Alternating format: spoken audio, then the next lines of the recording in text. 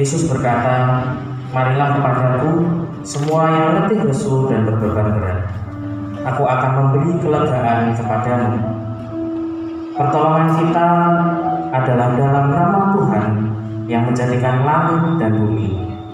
Kasih karunia dan damai sejahtera dari Allah Bapa kita dan dari Tuhan Yesus Kristus menyertai kamu.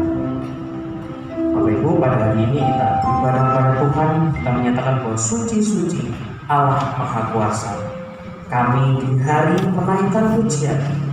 Suci-suci Allah Maha Kasih, Allah Tritunggal, Allah yang Esa. Mari kita nyanyikan satu pujian suci-suci PPK 12.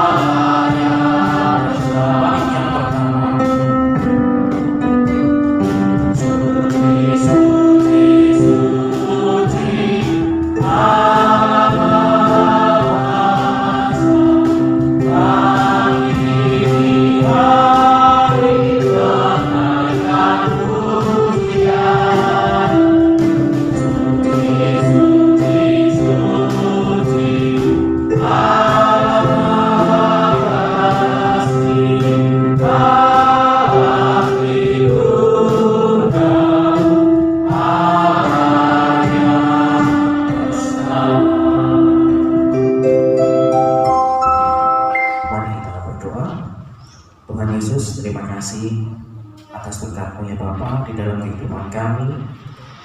Di dalam satu minggu ini Engkau memelihara kami, Engkau menjaga kami ya Bapa, dan Engkau memberkati kami. Ya Bapa, pada hari ini kami mau beribadah bersama-sama untuk memuji dan memuliakan nama-Mu. Tolong Bapa berkati kami semua agar kami hanya fokus di dalam beribadah ya Bapa, dan meninggalkan semua beban-beban kami sementara ya Bapa untuk fokus di dalam beribadah, untuk puji dan memuliakan nama-Mu. Ya Bapa, kami berdoa untuk saudara-saudara kami ini yang masih di perjalanan. Tolong Bapa hantarkan ke tempat ini dengan selamat tanpa kekurangan apapun. Tolong Bapa berkati ibadah kami dari awal, pertengahan hingga akhir, agar nama-Mu dapat selalu dimuliakan di dalam kehidupan kami. Terima kasih Bapa, di dalam nama Tuhan Yesus Kristus kami sudah berdoa dan mengucap syukur. Haleluya. Bacaan pertanggapan terambil dalam 1 Timotius 4 ayat yang ke-12 sampai ke-16. Janganlah seorang pun menganggap engkau rendah karena engkau muda. Jadilah teladan bagi orang-orang percaya dalam perkataanmu, dalam tingkah lakumu, dalam kasihmu, dalam kesetiaan-Mu dan dalam kesucian-Mu. Sementara itu, sampai aku datang, bertekunlah dalam membaca kitab-kitab suci dan dalam mengajar. Jangan lalai dalam mempergunakan karunia yang ada padamu, yang telah diberikan kepadamu oleh nubuat, dan dengan penumpangan tangan sidang penatua. Lakukanlah semua itu, hiduplah di dalamnya, supaya kemajuan nyata pada semua orang. Bersama-sama, awasilah dirimu sendiri dan awasilah ajaranmu. Bertekunlah dalam semuanya itu, karena dengan berbuat demikian, engkau akan menyelamatkan dirimu dan semua orang yang mendengarkan engkau. Mari kembali. Kita akan mengakui dosa-dosa kita di hadapan Tuhan. Sebelum kita mengakui dosa-dosa kita di hadapan Tuhan, mari kita pujikan satu pujian, Sentuh Hatiku, KR 363.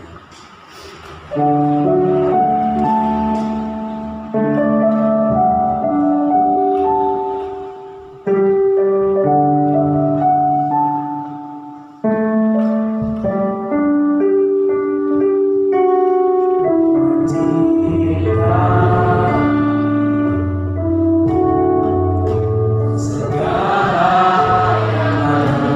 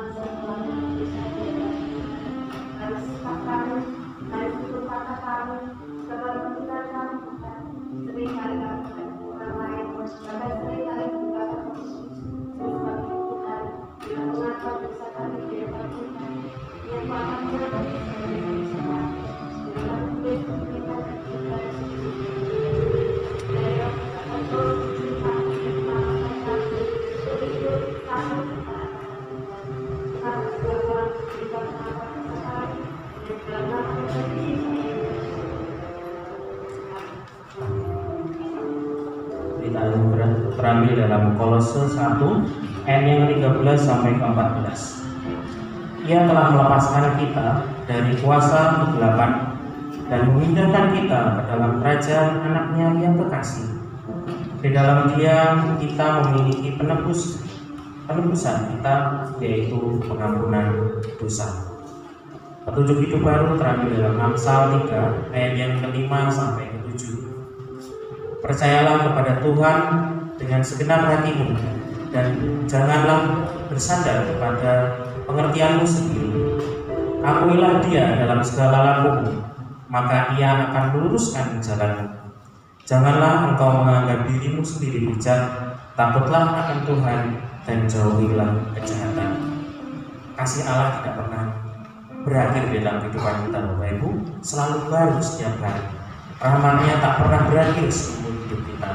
Untuk merespon berita anugerah dan petunjuk hidup baru, mari kita pujikan kasih Allah tak berkesudahan.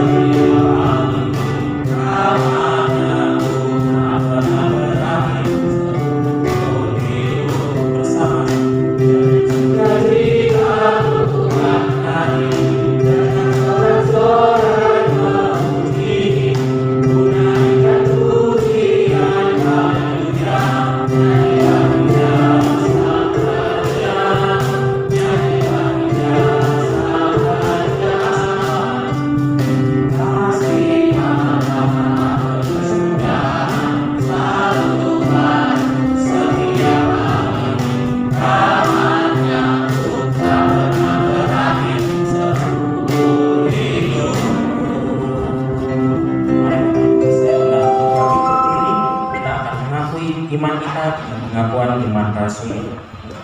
Pengakuan iman rasuli.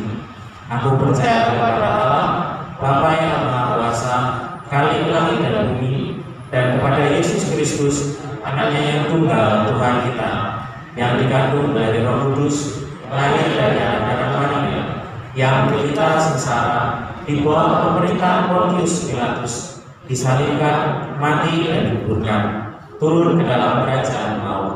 Pada hari yang ketiga, bangkit pula dari antara orang mati, naik ke surga, duduk di sebelah kanan Allah, Bapa yang Maha Kuasa, dan dari sana Ia akan datang menghakimi orang yang hidup dan yang mati. Aku percaya kepada Roh Kudus, gereja yang kudus dan am, persekutuan orang kudus, pengampunan dosa, kebangkitan tubuh, dan hidup yang kekal. Amin. Kita akan berdoa syafaat dengan beberapa pokok doa. Yang pertama, kita berdoa untuk pertumbuhan gereja Roti Hidup baik secara kualitas maupun kuantitas. Dan kedua, kita berdoa untuk pemilihan majelis pada 7 Juni 2026 agar sesuai dengan kehendak Tuhan. Dan yang ketiga, kita berdoa untuk para pejabat pemerintah kita dan kita dari pusat hingga daerah agar bekerja dengan baik dan takut akan Tuhan. Mari Bapak Ibu kita berdoa dengan membuka suara. Tuhan Yesus, kami bersyukur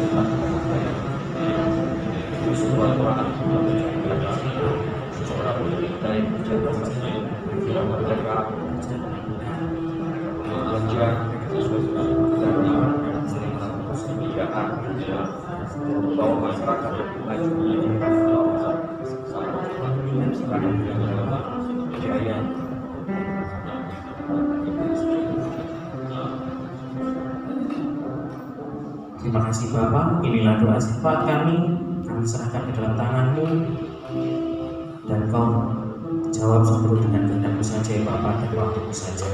Terima kasih Bapa, di dalam nama Tuhan Yesus Kristus kami sudah berdoa dan mengucap syukur. Haleluya, amin. Silakan untuk duduk kembali. Kita akan mendengarkan persembahan pujian dari majelis.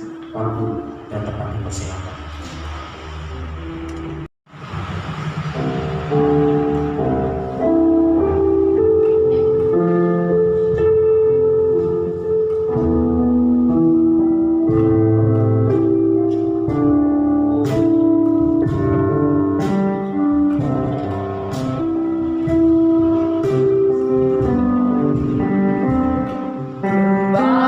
Balabai bersulingan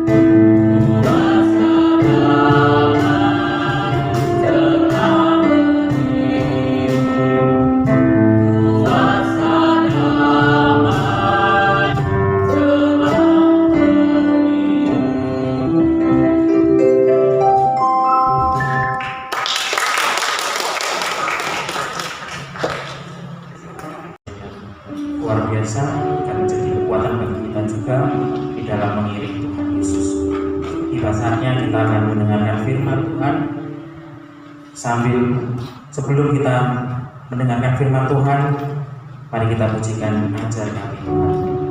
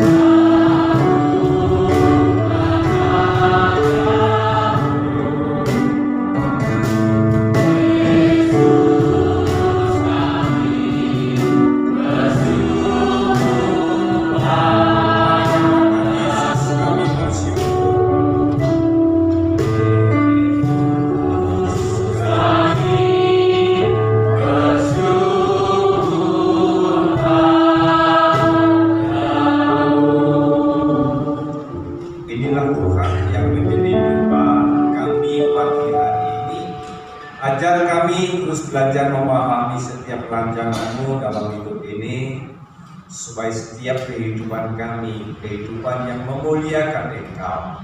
Sebab itu kami butuh firman-Mu yang terus memotivasi kami, yang terus menjadi dasar kehidupan kami, sehingga hidup kami tidak lari dari panggilan-Mu, tapi hidupnya sesuai dengan firman-Mu. Urapi hamba-Mu, urapi kami semua, dan kami siap menyambut firman Allah di dalam nama Tuhan Yesus Kristus. Haleluya. Amin. Terus pundi kabar ibu? Kita bersyukur bersama Tuhan kita boleh mengalami hal yang luar biasa dalam hidup ini. Dan ciri-ciri orang yang setia dalam Tuhan, yang setia yaitu mengikuti rancangan Tuhan, hidupnya itu dipenuhi dengan sukacita. Dan sukacita itu adanya bukan hanya di gereja saja, tapi di rumah, di tengah-tengah pekerjaan, dimanapun saja Tuhan mau hidup kita itu yang dipenuhi dengan sukacita. Persoalannya banyak orang itu sukacitanya ada atau mengalami sukacita ketika dalam kondisi baik-baik saja. Tapi ini katakan bersukacita senantiasa di dalam Tuhan. Saat kapan? Saat senang, saat susah. Nah, pagi hari ini kita mau belajar firman Tuhan, ada satu tema yang luar biasa, yaitu bicara tanggung jawab memimpin jemaat. Tanggung jawab, kalau bicara tanggung jawab, itu ukurannya bukan usia, ukurannya itu bukan yaitu gelar, ukurannya juga bukan berapa lama manusia itu ikut Tuhan, tapi tanggung jawab itu saya memahami tanggung jawab itu menjadi standar seorang itu dikatakan dewasa. Makanya di Indonesia kan ada aturan barang siapa yang mau menikah harus dewasa. Aturan dewasa memang kadang dikatakan usia 18 20, tetapi soal tanggung jawab itu bukan seperti itu. Tapi dikatakan kedewasaan itu tidak diukur dari usia, tapi dari mana penerimaan dan bagaimana orang itu mengambil sebuah tanggung jawab. Tanggung jawab. Dan tanggung jawab itu sendiri dikatakan kesadaran seseorang akan kewajiban untuk menanggung segala akibat dari sesuatu yang telah diperbuatnya. Makanya tanggung jawab itu dituntut orang yang sadar. Makanya orang yang di luar yang senyum-senyum di sepanjang jalan itu tidak bisa dituntut tanggung jawabnya. Betul ya? Orang gila, oh itu apa itu ya? Namanya gila kan? Makanya kalau kita ini tidak gila ya, kalau kita ini sadar apa yang kita kerjakan, maka kita dituntut yang namanya sebuah tanggung jawab akibat dari segala yang telah kita perbuat. Nah, persoalannya banyak orang yang kadang-kadang melakukannya tidak sadar. Makanya saya kurang setuju ya, tapi Bapak Ibu tidak usah ikut-ikutan saya. Saya kurang setuju dengan Tuhan ampuni dosa saya, baik yang saya sengaja atau yang tidak sengaja. Ada dosa yang tidak sengaja, tidak sadar ya. Kalau tidak sadar berarti tidak bisa dituntut tanggung jawab, saudara. Ya, oke. Nah, tanggung jawab kesadaran tadi saya katakan kesadaran seseorang akan kewajiban untuk menanggung segala akibat dari sesuatu yang telah diperbuatnya. Nah, sikap ini mencakup kesiapan untuk memikul tugas dan memberikan jawaban atas tindakan yang dilakukan, baik kepada diri kita sendiri, kepada masyarakat, lebih-lebih kepada Tuhan. Nah, judul di sini adalah tanggung jawab pemimpin jemaat. Berarti apa yang dimaksud di sini hanya pendeta saja? Gitu ya? Yang jemaat sudah tidak ada. Tapi saya menangkap begini ya. jemaat itu bukan orang-orang yang ada di gereja saja, tapi saya menganggap jemaat itu adalah orang-orang yang dimana Tuhan percayakan dalam hidup ini. Saya di rumah punya jemaat, termasuk di keluarga. Saya di rumah punya jemaat 4. Saya di Bogor punya jemaat 15. Saya di gereja di sekolah minggu punya jemaat 12. Saya di gereja lokal punya jemaat yang banyak. Artinya semua orang yang Tuhan percayakan, di mana itu boleh saya katakan itu adalah jemaat yang harus kita layani. Nah, perbedaannya tanggung jawab dengan kewajiban itu begini. Kewajiban itu sesuatu yang harus atau wajib dilakukan. Wajib, hukumnya wajib. Sedang tanggung jawab adalah kesadaran moral. Dikatakan tadi saya katakan kesiapan untuk menerima risiko atau akibat dari pelaksanaan suatu kewajiban. Jadi ketika kita gagal melaksanakan, ya kita dituntut tanggung jawab. Ya, rupanya tanggung jawab ini, orang yang bertanggung jawab ini adalah orang-orang yang sedang dicari di masyarakat ini. Ada sedikit kasus ya, di sebuah komunitas. Kemudian dikumpulkan siapa yang ngomong, karena orangnya tersinggung dengan omongan. Dia ada beberapa anak ini, kemudian tidak ngaku.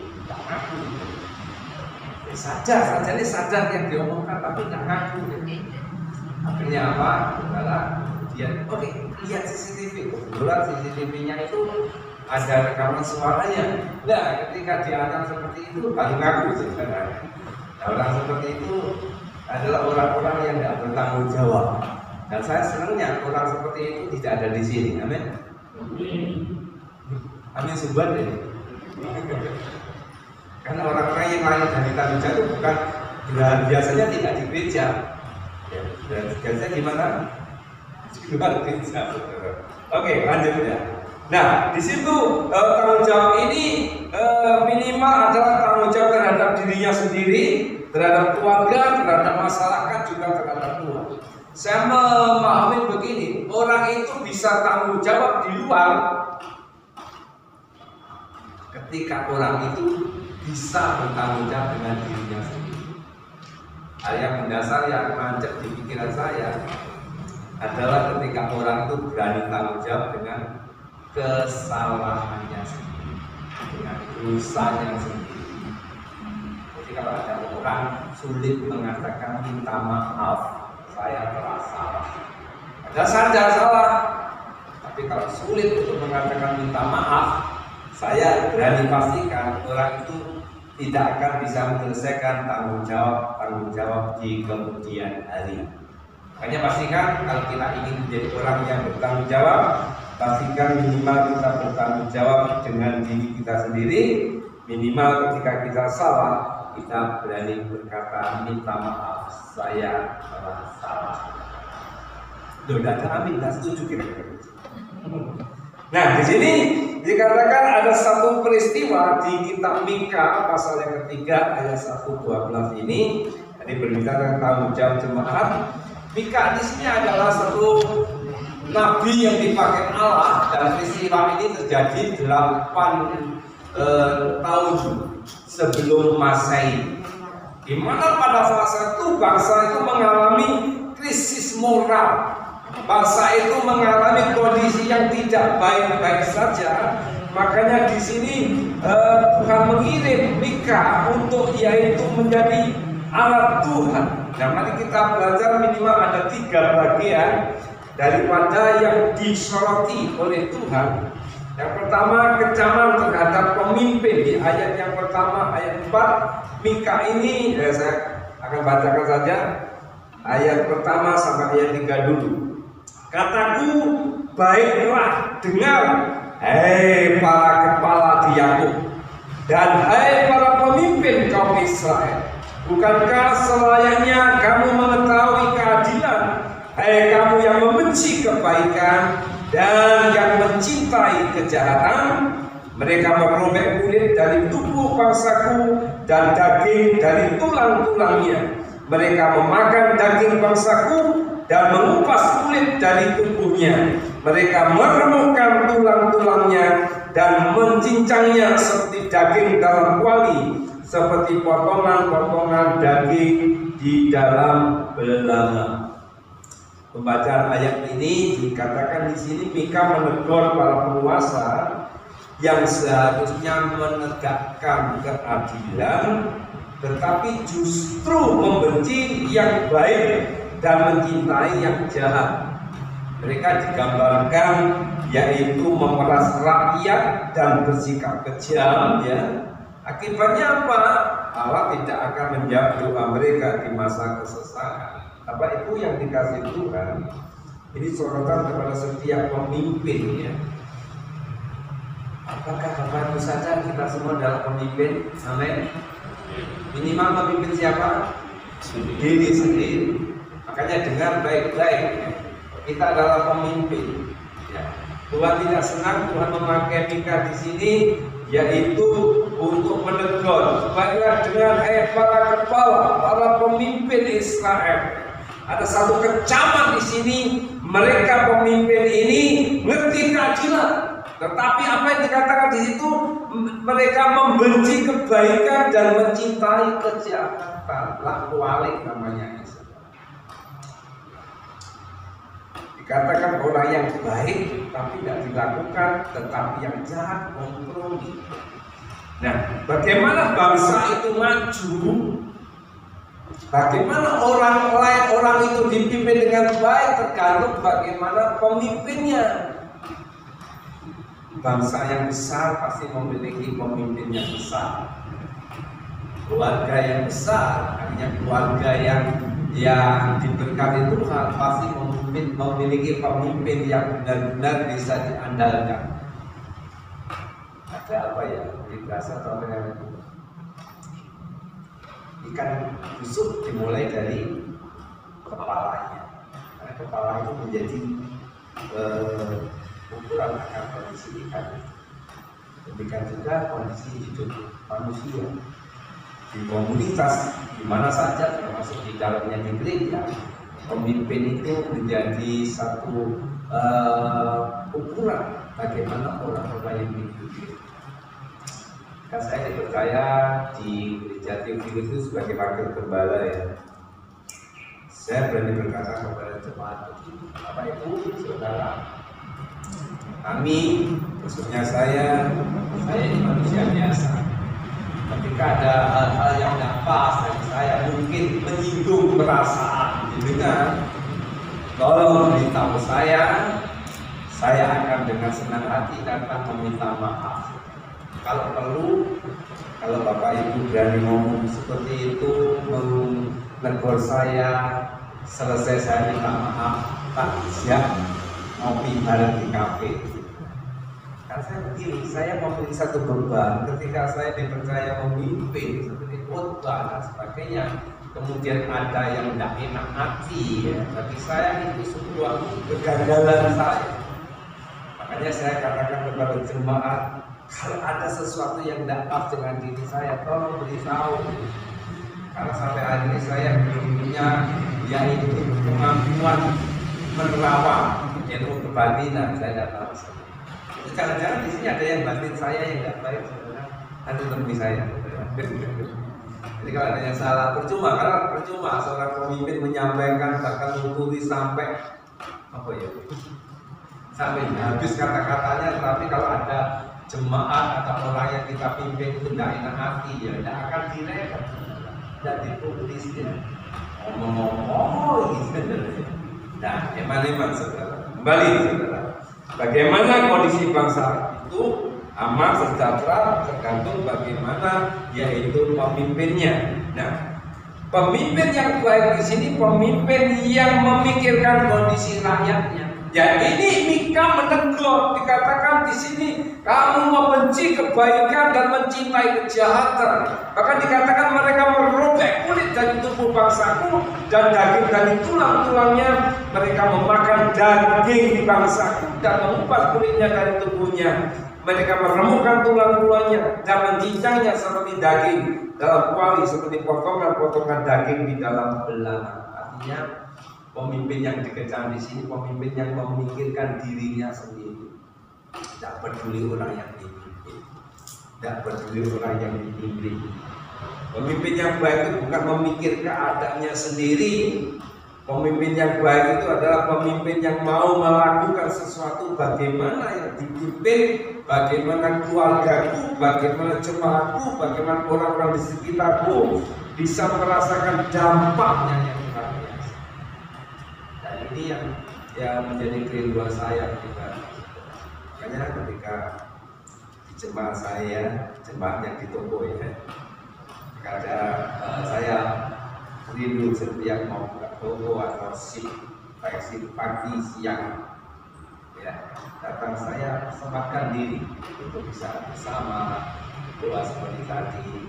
Ada nilai-nilai yang saya bagikan, ada renungan yang saya bagikan untuk memotivasi, untuk memastikan mereka ini kondisinya baik-baik saja. Karena mereka sebentar melayani pembeli, mereka sebentar ketemu dengan orang-orang. Saya bertanggung jawab bagaimana memotivasi mereka. Repot-repot. Ya. Saya kehilangan waktu, tenaga, pikiran, kehilangan juga banyak hal. Tapi saya ingin, karena ini tanggung jawab yang Tuhan berikan kepada saya. Artinya pemimpin yang baik itu adalah pemimpin yang rela berkorban. Yang setuju kata-kata ini. Jadi kalau tidak mau rela berkorban, jangan kalau jadi pemimpin. Pemimpin rela berkorban itu adalah pemimpin yang bukan mencari keuntungan diri sendiri. Saya ada statement dari CNN ya, yang Anda bersedia memimpin sampai batas Anda bersedia melayani. Saya renungkan, benar juga ya. Pemimpin itu bukan hanya ngasih tugas, pemimpin bukan hanya ngasih arahan, tapi pemimpin juga harus mau terjun ke bawah melayani. Tadi sudah kita baca ya di dalam Kolose, Timotius ya, dikatakan tadi janganlah seorang pun menganggap engkau rendah karena engkau muda. Jadilah apa tadi? Teladan bagi orang-orang percaya, menjadi teladan. Teladan kita siapa? Tuhan Yesus. Bapak Ibu bisa baca di Matius, Markus, Lukas, Yohanes. Di situ tidak pernah saya menemukan Yesus itu hanya ngomong tok. Yesus itu hanya mau menegur, hanya mau ngajar, tapi Yesus itu lebih daripada itu, dia menjadi teladan, rela berkorban. Maka berani merendahkan diri, membasuh kaki murid-murid dia. Ada, ini saya gereja di daerah Bojonegoro, ini tidak harus diikuti saudara. Itu jemaat itu banyak, jemaat itu banyak yang keras kepala, jemaat itu banyak yang nulis. Kalau di jalan bukan umumannya. Kemudian dia gembalanya terinspirasi dengan teladan Yesus. Suatu saat diadakan acara pertemuan para majelis ya, pimpinan diaken di gereja itu. Kemudian dengan dikemas atas sedemikian rupa, kemudian gembala itu satu datang kepada jemaat para diaken itu, kemudian membasuh kaki para diakennya saudara. Hari ini saya telepon ya, gembalanya itu mengikuti. Nah, apa dampaknya ternyata ketika gembala ini mau merendahkan diri ya, membasuh kaki para diakennya. Sejak saat itu saudara, diaken mulai enak bijak ngobrol saudara, enak bijak ngomong saudara. Tidak harus ditirukan ini ya, tidak harus ditirukan saudara. Saya pun juga belum pernah melakukan saudara, tapi saya bersaksi kita seperti itu. Artinya apa? Ketika pemimpin merendahkan diri, pemimpin menjadi teladan, di situ akan berdampak saudara. Di ayat 4 dikatakan di situ apa? Mereka sendiri telah nanti akan berseru-seru kepada Tuhan, tetapi Ia tidak menjawab mereka. Ia akan menyembunyikan wajahnya terhadap mereka pada waktu itu, sebab jahat perbuatan-perbuatan mereka. Ini dampaknya nanti. Jika pemimpin hanya mencintai kejahatan, akan membenci kebaikan, maka yang terjadi apa? Doanya terhalang. Ketika dia menyampaikan doanya, wajah Tuhan memalingkannya, menyembunyikannya. Kenapa? Satu kalimat terakhir, sebab jahat perbuatan mereka. Ketika kamu jahat, mungkin kita berkata, untung aku bukan orang jahat. Karena definisi jahat bagi Tuhan dengan manusia itu beda. Undang-undang di Indonesia itu barang siapa yang memukul, barang siapa yang dia itu merugikan orang lain, barang siapa yang mencelakai orang lain, dikatakan itu jahat. Betul? Setuju ya? Merampok, mencuri, memukul, itu jahat. Tapi ukuran Tuhan bukan itu.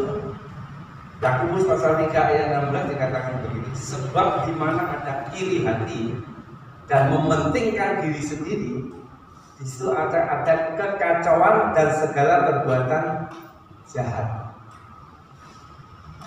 Jadi jahat menurut firman adalah apa saja yang ada di pikiran kita, apa saja yang kita ucapkan, apa saja yang kita lakukan, kalau ujung-ujungnya mementingkan diri sendiri, itu sudah masuk kategori yang namanya perbuatan jahat. Dalam bidang apapun, di keluarga, pekerjaan, lebih-lebih di pelayanan. Ada orang ngomong begini, oh Pak, itu loh di gereja besar ya, itu adalah WA terbaik di gereja ini. Loh kok bisa? Iya, karena dia adalah koordinator PAW. Jadi ketika dia tugas, dia setting keyboardnya pemain keyboard terbaik, bassnya dipilih bass terbaik, gitarnya gitar terbaik, drumnya terbaik, sehingga yang termasuk yang tamborin yang terbaik, sehingga yang terbaik itu mendukung pelayanannya dia ketika dia itu sedang bertugas sebagai worship leader. Tapi ketika yang tugas orang lain, asal taruh itu pemain-pemainnya. Yang model seperti ini, saya katakan dia itu penjahat di dalam pelayanan. Dan untungnya orang itu juga tidak ada di sini, ya, penjahat dalam pelayanan. Karena apa? Dia nyeting konsep segala aturan jadwal, ujung-ujungnya untuk kepentingan dirinya sendiri. Pasang status di medsos. Kalau ujung-ujungnya supaya aku diwakilkan, aku disanjung, aku dapat pujian. Itu sebenarnya dengan nyerempet-nyerempet itu berbuat kejahatan. Hanya konsep ini akhirnya motivasi saya, bagaimana saya harus melakukan yang sesuai dengan Tuhan, apa yang maunya Tuhan. Makanya kalau dia itu mulai 95 ya kami jadikan, tapi baru 2010 saya tambahin itu satu kalimat, blessed to be a blessing. Nah, saya ingin apa yang Tuhan taruh dalam hidup saya hanya bukan untuk kepentingan diri saya, tapi ketika saya diberkati, kami juga ingin memberkati banyak orang, tidak untuk dirinya sendiri. Sebelum mari saudara, mengapa seringkali doa kita terhalang? Karena ada kejahatan yang tidak kita sadari. Termasuk makan kacang dulu Bapak Ibu. Kalau yang makan satu keluarga ya, bapak, ibu, anak-anak, pergi anaknya yang kecil makan bareng. Kemudian ibu bapak yang makan itu apa sih dijubur gede, anaknya dapat kecek-kecek, itu kejahatan. Kok sebegitunya? Loh iya loh, kan mementingkan dirinya sendiri. Kecuali yang bisa bukan itu, anaknya suruh makan, itu baru kebaikan. Coba jabarkan dalam kehidupan Bapak Ibu semua. Apa saja yang ada di pikiran, ucapan, tindakan, kalau ujung-ujungnya aku diuntungkan, aku dipuaskan, aku yang dapat penghargaan, sesungguhnya itu masuk kategori sebuah kejahatan. Kalau kita menikah katakan, ketika kita hidup seorang pemimpin termasuk di dalamnya memikirkan dirinya sendiri berbuat jahat, maka dikatakan ia akan menyembunyikan wajahnya terhadap mereka itu hanya terlalu. Karena setiap malam sebaiknya kita ini merenungkan, Tuhan hari ini apakah ada hal-hal yang tidak berkenan kepadamu, secepat itu kita minta ampun. Jangan sampai doa kita terhalang. Kita segede Kristus, kita aktif pelayanan, kita berbuat baik. Nyapa ya? Doaku kok lama nggak dijawab. Memang Tuhan tidak dengar kita. Bukan. Firman Tuhan katakan tangan Tuhan tidak kurang panjang menolong kita. Amin. Telinga Tuhan tidak kurang tajam untuk mendengarkan kita. Tapi yang membuat penghalang doa kita tidak terjawab, tidak tersampai, karena kejahatan yang kita tidak sadari kita buat. Mengapa? Karena kita tidak mengerti kejahatan yang bagaimana. Dan hari ini saya sampaikan, ketika kita berpikir, berucap, bertindak, ujung-ujungnya mementingkan diri sendiri, sesungguhnya itu sebuah kejahatan. Teguran yang kedua, Nabi Mika ini mengecam terhadap nabi-nabi palsu. Ayat yang kelima dikatakan,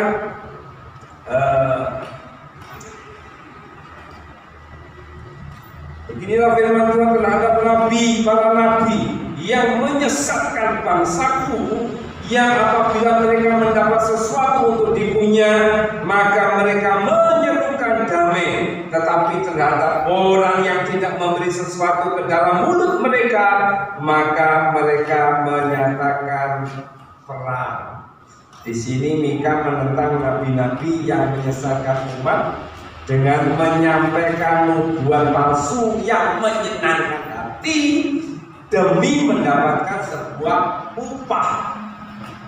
Sebaliknya, Mika bersaksi bahwa dirinya dipenuhi oleh Roh Tuhan untuk memberanikan diri menyatakan pelanggaran umat itu. Jadi apa yang menguntungkan, dia bernubuat, dia menyenangkan di telinga mereka.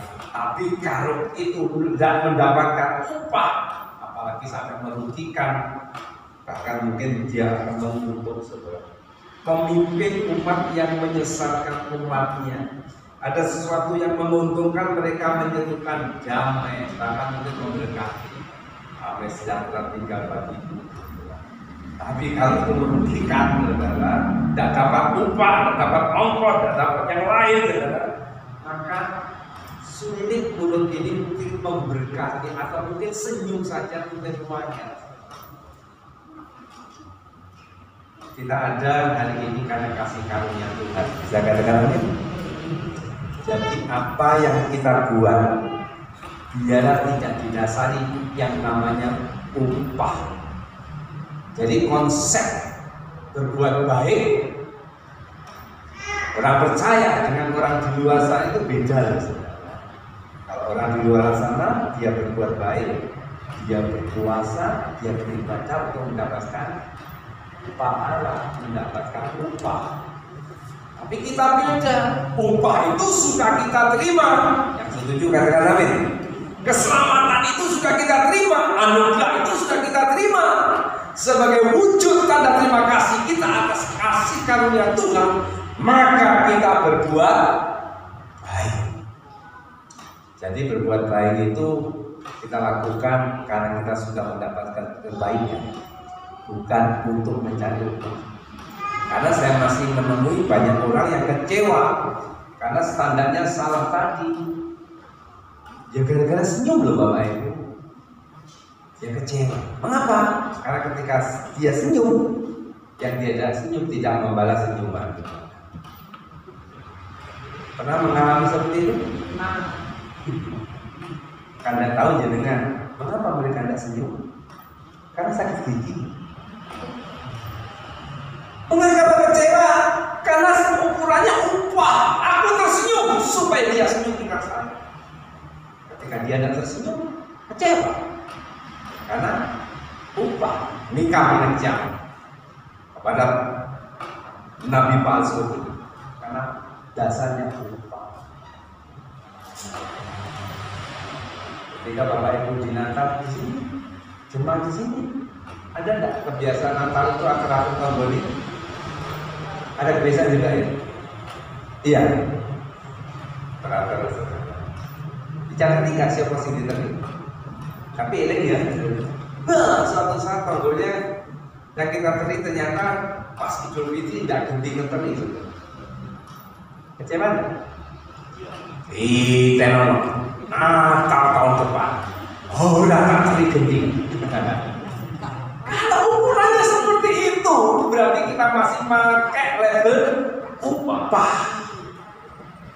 Nomor sebelah ojo mulu. Atau jangan-jangan di sini ngono? Iya. Ngono.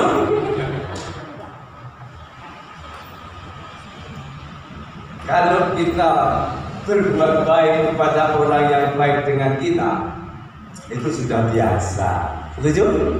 Itu wis lumrah. Tapi ketika kita bisa berbuat baik kepada orang yang tidak baik dengan kita atau yang jahat dengan kita, itu luar biasa. Coba tanya sebelah sampean, sampean suka yang biasa atau luar biasa? Tanya.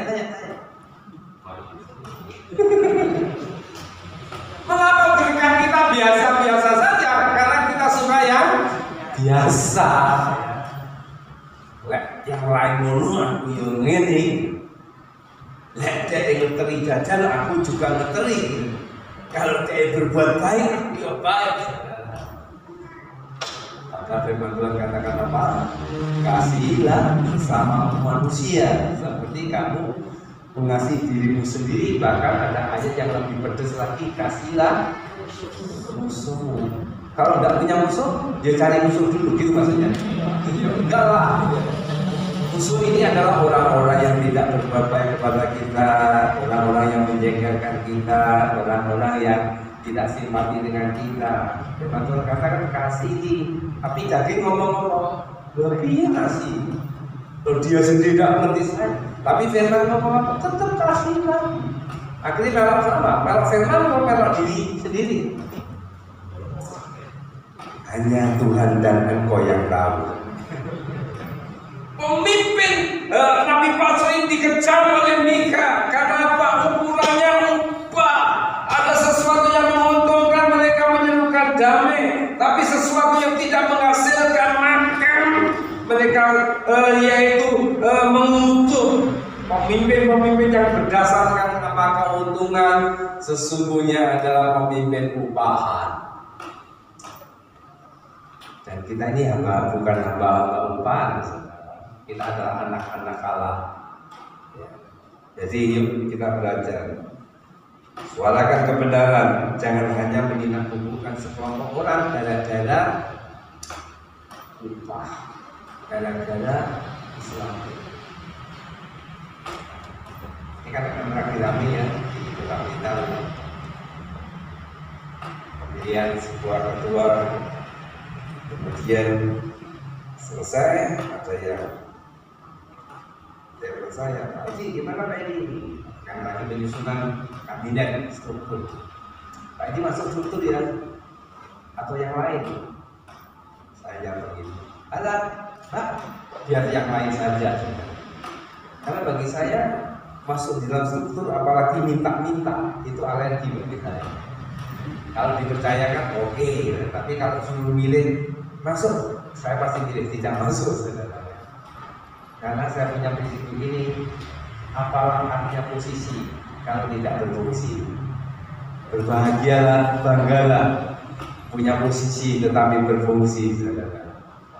Apalah artinya kita ini punya posisi kedudukan bisa memimpin, tapi sesungguhnya kita hanya punya pamrih yang lain. Pernah ya saya dulu memimpin sebuah tangkis ini teman saya Pak Gatot ya. Pak Gatot saya kenal lagi Pak Gatot.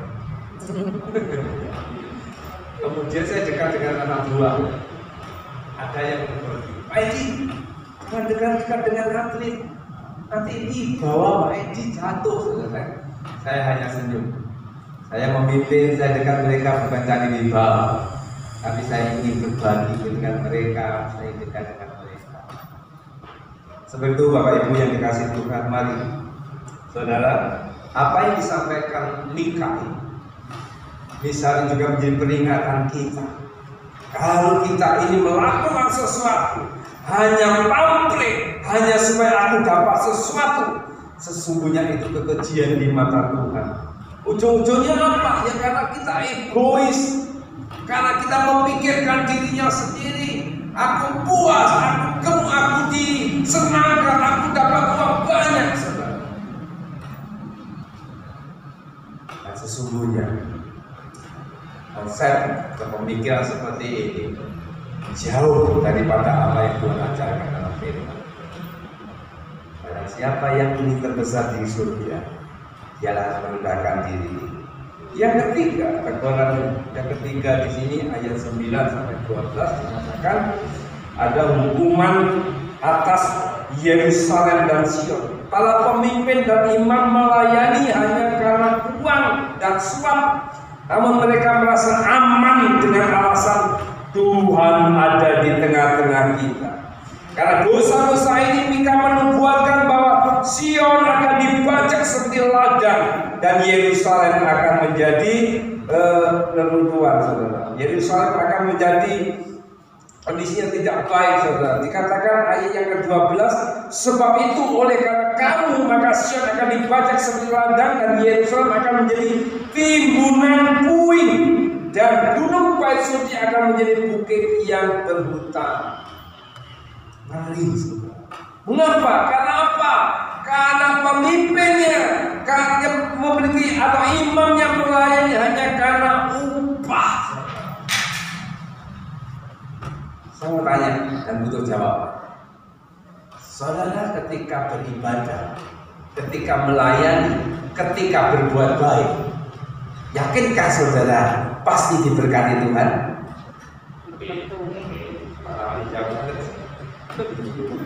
Ini pindah di sini. Ketika saudara beribadah, ketika saudara melayani, ketika saudara berbuat baik, yakinkah Tuhan memberkati saudara? Yakin. Tapi jangan itu dibalik. Saya beribadah, saya melayani, saya berbuat baik supaya diberkati Tuhan. Kalau itu dibalik, berarti kita sudah mulai ngurus urusannya Tuhan. Urusan kita apa? Berbuat baik, beribadah. Bagian kita apa? Beribadah, berpuasa, berbuat baik, melayani Tuhan. Itu bagian kita. Bagian Tuhan apa? Memberkati, menolong, menyembuhkan. Apalagi saudara? Menghibur. Itu bagian Tuhan. Mengapa banyak orang yang stres hari-hari ini? Karena tidak mengurusi dirinya sendiri, tidak mengurusi bagiannya, tapi mengurusi bagiannya Tuhan. Tuhan, aku sudah setia Tuhan, aku sudah melayani, aku sudah berkorban Tuhan. Mana berkatmu Tuhan? Mana jawaban doamu? Ini stres. Dan tentunya orang yang seperti itu tidak ada di sini, amin. Karena orang-orang seperti itu adanya di mana? Di rumahnya masing-masing. Iya, bisa renungkan seperti itu, Bapak. Kenapa Yesus? Kenapa wajah orang itu lebih tua daripada usianya? Ya, karena usia bagiannya Tuhan tadi, ya. Bukan bagian kita. Mika memecah, kondisinya tidak baik-baik. Dia yaitu memimpin dan melayani hanya karena uang, hanya karena suap. Dan banyak orang yang gagal di sini. Bangsa Israel itu ketika dari perbudakan Mesir kemudian dibawa ke tanah Kanaan, perjalanan itu sebetulnya tidak butuh waktu lama. Pak Efe pernah sempat ngitung kalau jalan kaki terus tuh butuh berapa hari atau berapa bulan? Saya pernah mendengar 3 bulan sampai. Sekarang kita coba ya. 3 bulan atau pokoknya setahun lah mungkin ya. Jangan santai. Tapi ini kenyataannya berapa lama? 40 tahun. Mengapa? Salah satu dosa yang dilakukan oleh bangsa Israel ini adalah karena mencoba itu. Karena dia tidak percaya sungguh-sungguh pada itu. Mencoba itu begini Bapak. Kita bekerja itu baik nggak? Mencari untung itu baik apa enggak? Ada di sini yang jualan tapi tidak cari untung. Bekerja untuk mendapatkan upah itu baik, saudara, untuk hidup saya. Tapi begini, persoalannya saya menemui banyak orang itu, Tuhan berkati pekerjaan saya. Salah nggak doa seperti ini? Tidak. Tuhan tolong usaha saya, Tuhan tolong proyek saya, Tuhan tolong rencana saya, ini dan sebagainya. Tuhan mendengar dengan baik doa kita. Tapi sementara kita berdoa seperti itu, minta Tuhan memberkati, tapi yang kita lakukan hal-hal yang jahat, kita nipu sana, nipu sini, saudara. Kita memanipulasi data, kita korupsi, saudara. Ini mencobai Tuhan. Berdoa ingin Tuhan memberkati, tapi cara-cara kita kotor, cara-cara kita tidak benar. Dan ini kekejian bagi Tuhan. Dan saya berdoa di sini tidak ada orang yang seperti itu. Yang tidak ada, aminnya saja. Ayo, saudara. Tuhan pasti memberkati kita, tapi kita harus tahu diri kita hidup kita sejalan dengan firman. Kalau tidak lebih, saudara, keadaan Yerusalem, keadaan Sion ini. Makanya mari Bapak Ibu yang menjadi pemimpin, minimal pemimpin dirinya sendiri, pemimpin dalam keluarga, pemimpin di perusahaan, pemimpin jemaat, atau siapapun yang telah dipercayakan Tuhan dalam hidup kita. Mari kita hidup dalam Tuhan. Peringatan bumi kali ini juga ditunjukkan kepada kita agar kita melakukan hal-hal yang tidak dikehendaki Tuhan. Kita buang, kita tinggalkan apa yang bertentangan dengan firman. Semua harus kembali ke firman. Bisa katakan amin? Apa saja yang kita putuskan, apa saja yang kita lakukan, kalau itu sudah menentang firman, walaupun cuannya banyak, mari kita tahu itu, kembali kepada firman, yakin dan percaya. Firman Tuhan katakan apa?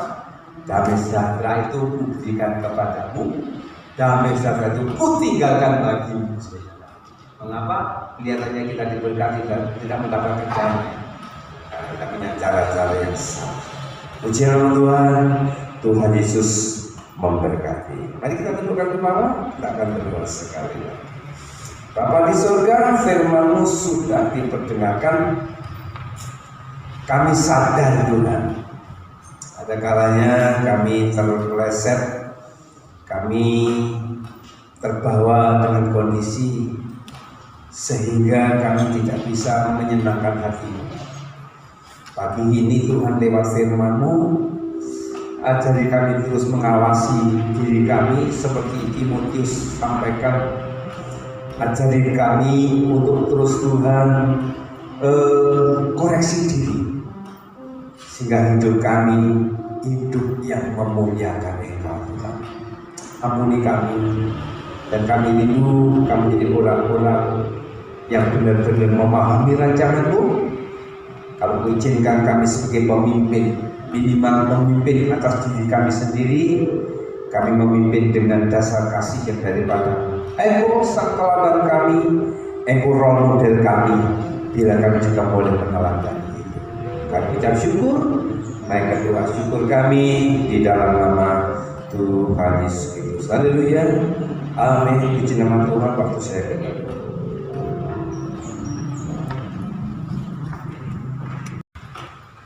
Kita telah mendengarkan firman Tuhan, tiba saatnya kita akan memberikan yang terbaik untuk Tuhan.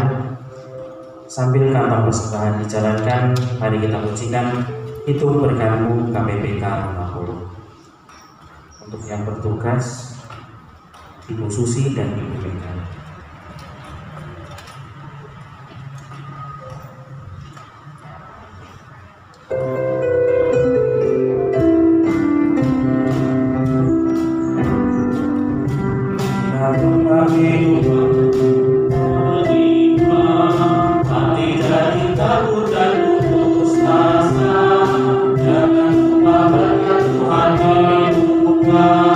Pasti kau berjalan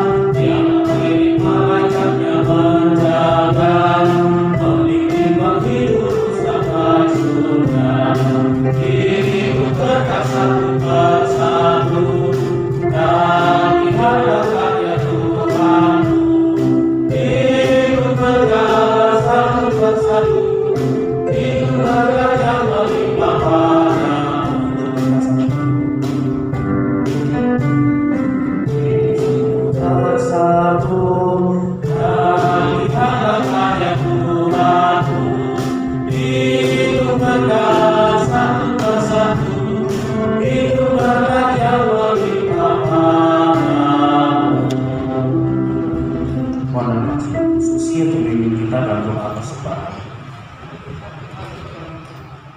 Terima kasih ya Tuhan, Tuhan yang baik, Tuhan yang kasih. Kami pada hari ini Kau masih memberikan anugerah kepada kami. Itu datang bersama-sama.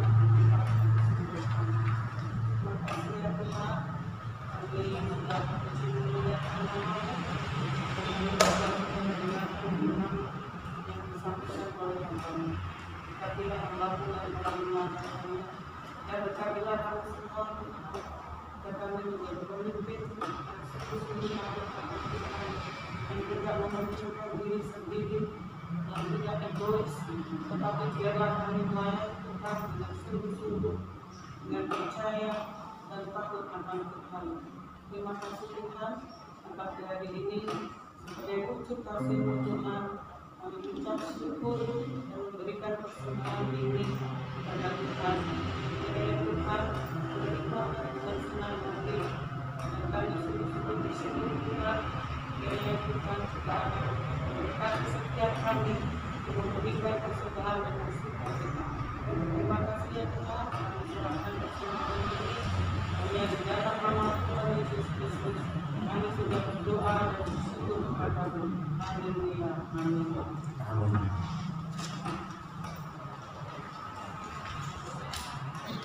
Untuk penata layanan minggu depan, pengkhotbah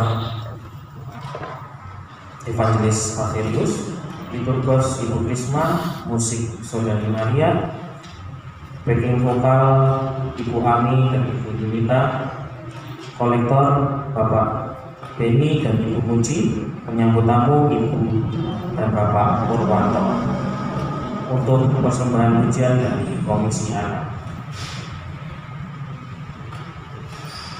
Ibadah setelah minggu, setelah ibadah umum selesai, persekutuan doa pagi setiap hari Senin sampai Sabtu pukul 5 pagi secara online.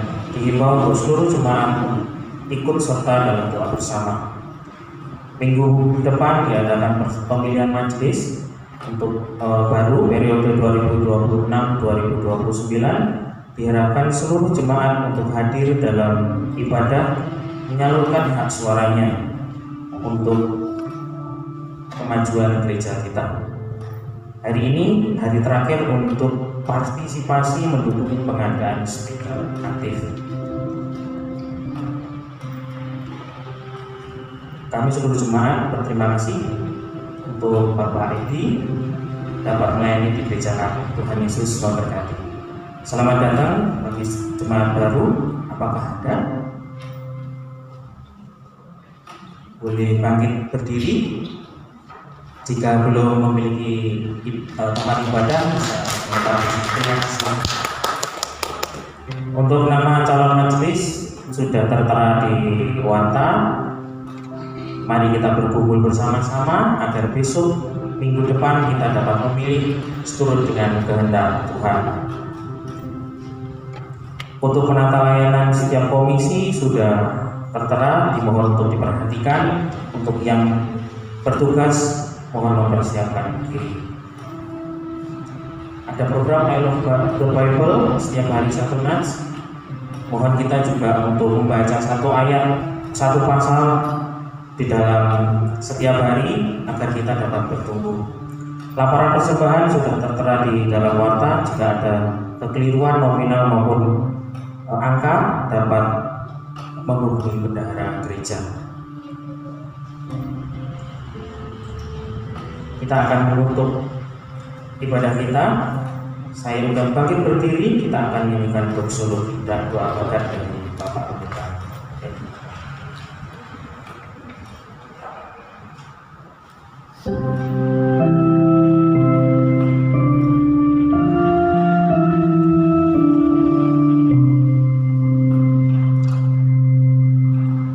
Puji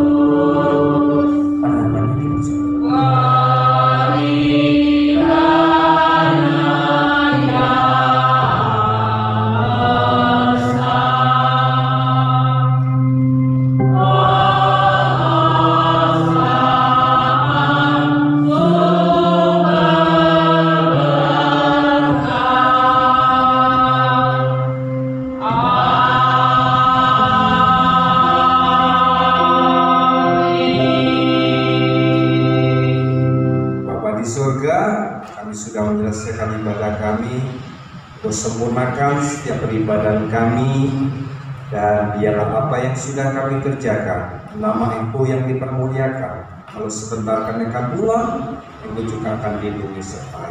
Bapak Ibu yang dikasih Tuhan, buka hati, buka tanganmu, terimalah berkat yang daripada Allah Bapa, cinta kasih sayang daripada Tuhan Yesus, penyertaan kekuatan sukacita dari Allah Roh Kudus, kini boleh tinggal menyertai kita semua, mulai siang hari ini sampai Maranatha, Tuhan datang pada kali yang kedua. Kita akan mengakhiri perhimpunan ini, pulang menerima berkat di dalam nama Tuhan Yesus Kristus.